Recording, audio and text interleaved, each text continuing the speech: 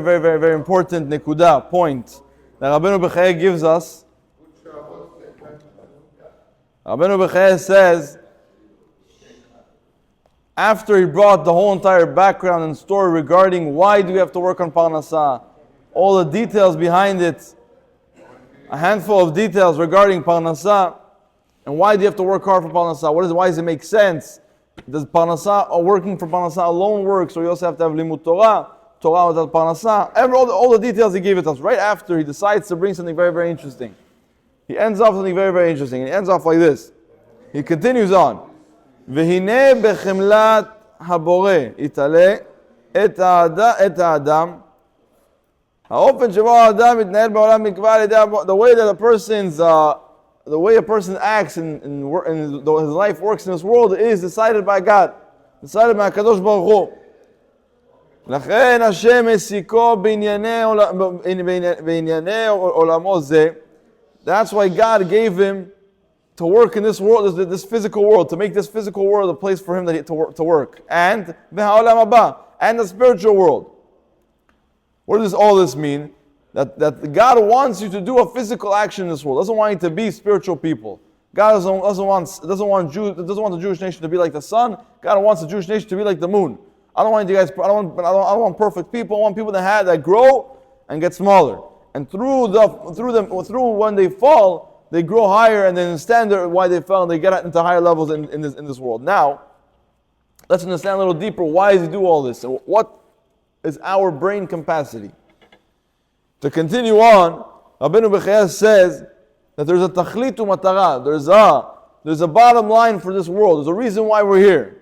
כדי שנתעסק בכך כל ימי חייו, ולא יבקש מה שאינו עניין לו, ולא ישיגהו בשכלו. One of the things that's very important for us to do in this world is not to fall into the trap that we know everything. The second someone falls in the trap that he's a know-it-all, from there it's a slippery slope down. What does that mean? God gave you certain things to deal with in this world. Every single person says, a person has Parnassah and Tildot Parnassah, two different things which connect as one. Someone has Parnassah, the actual work that you do, and Tildot Parnassah. What's Tildot Parnassah? Different imaginations that you stick into your head and stuff that worry you even outside the work. That means before you fall asleep, when you're in the shower, when you're doing you're in shopping, whatever it is, your mind always thinks Tildot Parnassah. A person always has this worry about Parnassah. That's why when a lot of times when you come over to someone, tell them, you want to join me for Chavuta and learning Gemara, Mishnah, Halakha. I have no time, I'm busy, I'm very busy. Bottom line, he works from 9 to 5. 5 to, what time you go to sleep? 12, 10, you have 5 hours, 6 hours, 7 hours. But over there, he starts like, family and work. But work, you already did work. Thing is, a person always has in his mind, but second, always working that work. And the thing is, when someone has, they understand the way the person's brain works. There's a famous experiment that they did to the person. They told him, here's an apple, he sees the apple. And after he sees the apple, they tell him, close your eyes. And meanwhile, they put all those electric things in those stickers and those pads to see which sides in the brain light up. And the second, he sees an apple, and he thinks of an apple, the certain parts in the brain become blue. Okay, and they tell him, close your eyes and imagine there's an apple over here.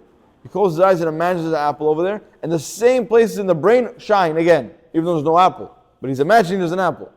So the idea over here, the imagination of a person, this machshava yotzeret metziut, that through the person has these imaginations and all these different all roundabouts in the world, that he starts imagining this person's against me, this person's taking my clients, and starts living in a bubble, in a coconut, that he thinks that people are coming to chase him, no one's talking, no one cares about him. Go do your own thing, and that's it. So when it happens, he's slipping and sloping. Why do we have all this? That's the question. It's a great question. Why do I have to fall into this?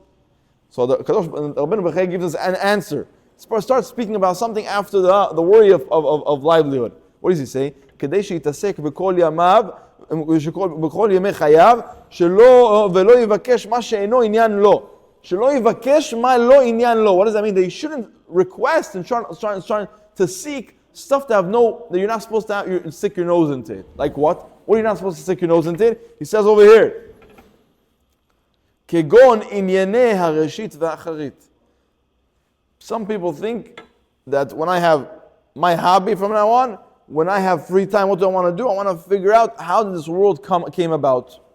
I want to know how this word, where did it come existence from? Okay, it says in Torah, Bereshit bara Elokim hashamayim va'aretz. I want to see the secular way. Chas v'shalom, the Big Bang Theory. I want to figure out how is it true? Did it actually happen? Or people start doing chakirot acharit. The Rabbeinu Bechaya says, kegon inyanei reshit ve'acharit. People start doing all these dealings and trying to figure out when's the end of time, and the end of time the whole world's going to burn, or everything's going to stay the same. The world's going to, what was it? 15 years ago, that someone came out and told everyone that it's the end of the world and this date. So everyone gave him his money, some of that. 2020. I mean 2000. No. That 2000 was one thing, because that's a programming problem. The problem with 1999. But then after the middle of I think the teens, there was someone that said that the world's coming to an end. I don't remember. I don't remember that. So bottom line, why is Rabbeinu Bechaya is telling you the secret? Why is God giving you so many hardships to deal with and not to have spare time, so to speak? Is because you shouldn't deal with kigon b'inyanei reshit ve'acharit. Like, and he brings a proof to it from Kohelet. Kohelet was a great Shlomo HaMelech HaKadosh wrote it. כאמור גם את העולם נתן בליבם מבלי אשר לא ימצא האדם את המעשה אשר עשה אלוקים מראש ועד סוף. The explanation to this is, the reason why God gives a person to always deal with stuff that are not always fun to deal with, and always capturing his mind 24/7, in order that he should not fall to the trap of start believing and start checking things that you don't have to check. In order that I'm not going to fall to this thing, I have to start believing in different things and start searching. So that's why you don't have Pnai Miut, that doesn't have spirit time. That's one of the experiences. Now let's get, and then we have, with 3 minutes, we can get into a very beautiful point over here, and that will end off. The way we're supposed to look, our outline, how we're supposed to look at Reshit ve'acharit, in the beginning of time and end of time, how we're supposed to look at it. It's broad. Someone has to understand that our physical brain cannot understand the beginning and the end. The beginning of before creation and the end after what's going to happen after the 6,000. We have to understand that. A physical brain cannot understand. It's just stuff that are higher than him. If someone tells him, Bereshit bara Elokim et hashamayim v'et haaretz, God in the beginning created hashamayim v'et haaretz. What was before? So everyone tells you, nothingness. What color is nothing?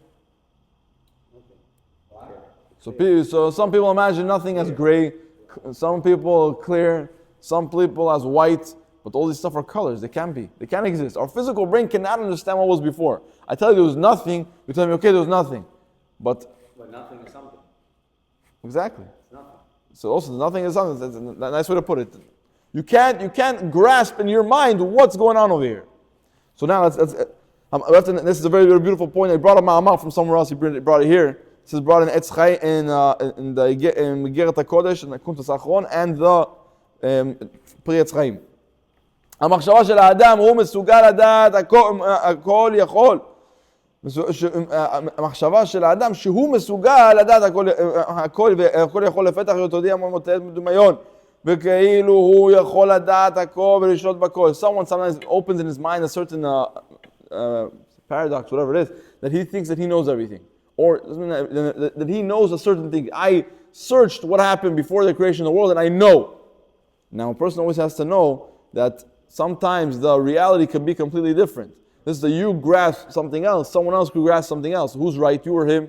Oh, science. What is your opinion better than mine? Prove it. And then sometimes when they don't have an answer to it, what do they say? Hypothetical. They say nature. They say science. They say these stuff that have come to that end and you don't exactly have an answer to. So in order not to fall in this circle, so you have to understand the beginning that you cannot understand this type of things. Come in the beginning understanding. You can't understand things. Now, what does this thing could bring to you through understanding that you can't understand? What is this going to bring to you? What we were talking about before. Anava and bitul.